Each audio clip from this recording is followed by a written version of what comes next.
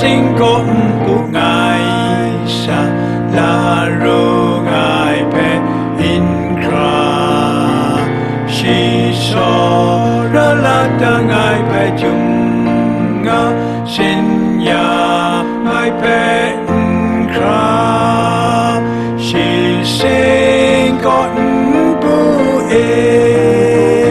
người ai te pyo ai nga Shem la ai mi pe shi go cha shem ya na punga ai sinh có pu ngai sa mui pyo le ngai yu nga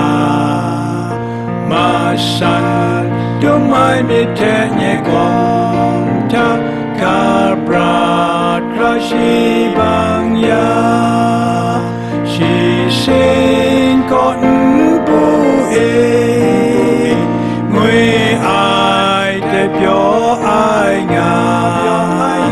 nên xem là ai mi pe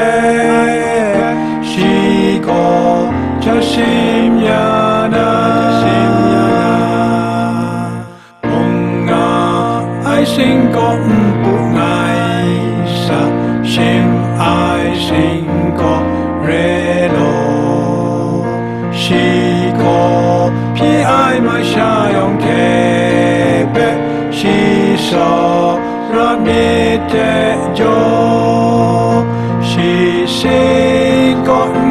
bu e người ai te pyo ai nga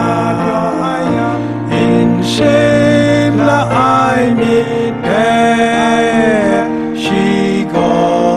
Sim ya na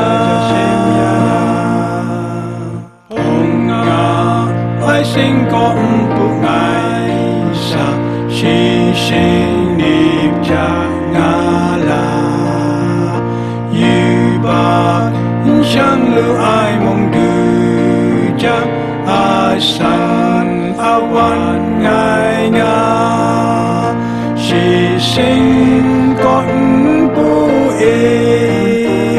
người ai te pyo ai nga